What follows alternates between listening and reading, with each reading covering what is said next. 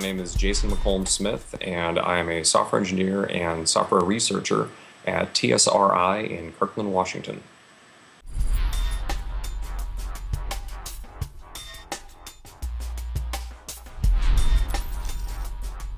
The Elemental Design Patterns book is a collection of fundamental concepts of object-oriented programming that is designed to help students and practitioners work their way into the richer and broader design patterns literature in a well-formed way, starting with concepts that are simple to digest, easy to understand, and yet form fundamentally the foundation of all object-oriented programming. The target audience would be students who want to start getting into the design patterns literature, obviously. It was sort of designed for them in the first place. But any practitioner who also wants a deeper understanding of what they do every day. Most of these concepts are tools that we just reflexively use, and we don't even think about it. We learned them, 5, 10, 20, possibly longer ago. And sometimes it's good to kind of take a step back and take a fresh look at the tools that we're using every day, and that's what the Elemental Design Patterns book does.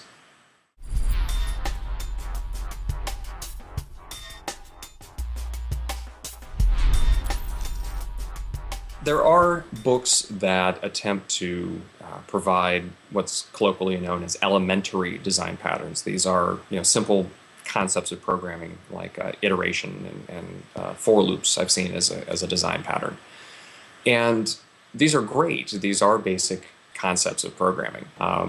But they tend to focus more on the nuts and bolts of programming, the cogs and gears, I guess you could say.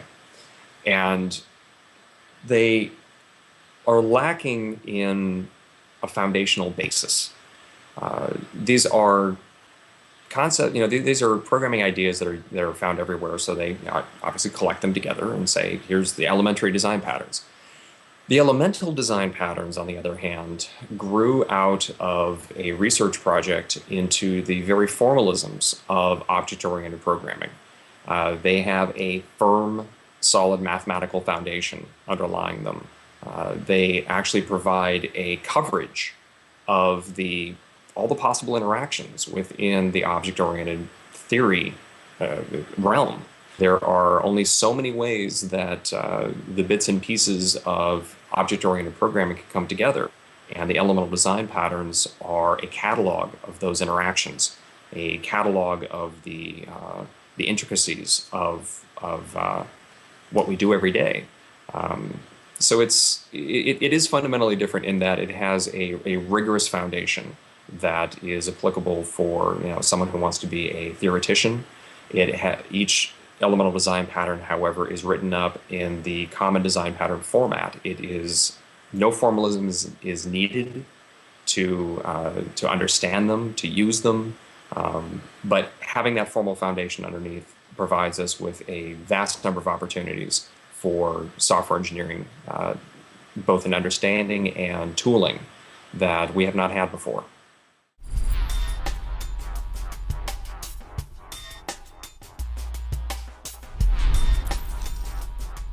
First of all, I'd say that I've talked about the concepts of programming here, and that's really probably the primary one, is that this is a shift away from talking about the constructs of programming, the classes, the fields, the methods, that sort of stuff, the nuts and bolts, the cogs and gears. It's a shift away from that discussion towards the concepts of programming. In other words, instead of talking about a 46-pin cog as a piece of a machine, you talk about a pulley system, or you talk about a camshaft. You're talking about more complex pieces than just the nuts and the bolts and the gears. And these concepts of what it is we're actually trying to accomplish within software, I think is really the key to producing good software. And so that's probably the first one. Focus on the concepts, not the constructs. That's what's happening in this book, and it moves the reader from the from the nuts and bolts constructs to the concepts that we are building with them in a well-formed way.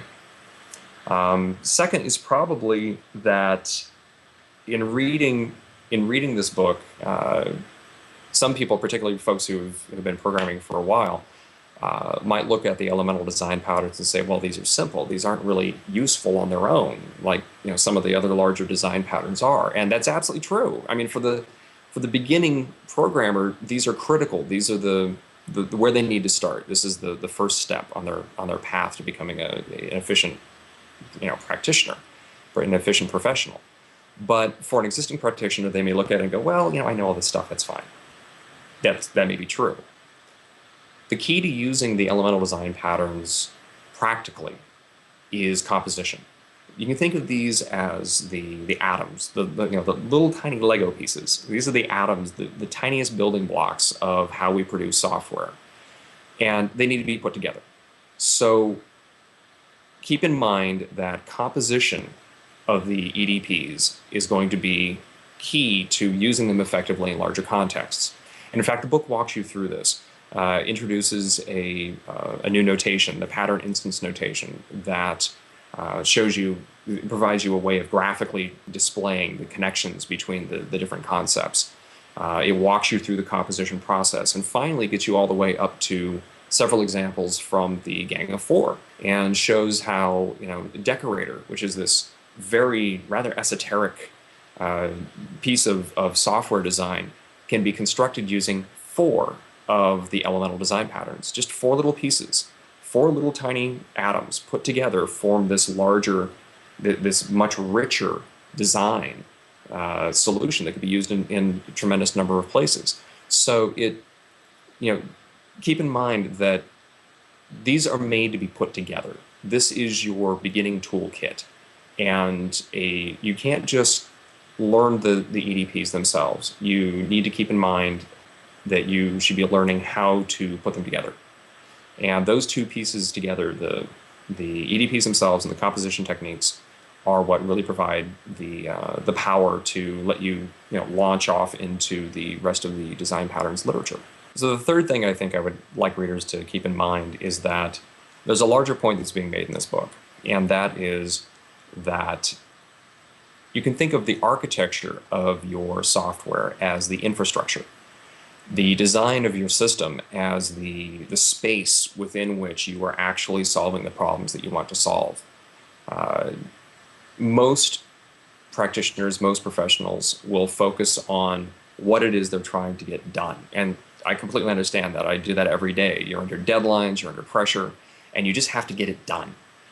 But if you take a step back and you think about software design not as solely how to get things done, but how to get things done most effectively, you realize that software designing good software, is all about creating an infrastructure, creating a framework within which we can most effectively solve the problems that we need to solve on tight deadlines. And so thinking of software design as the architecture of the infrastructure, I think, is highly useful. And again, you'll see a common theme of that throughout the book.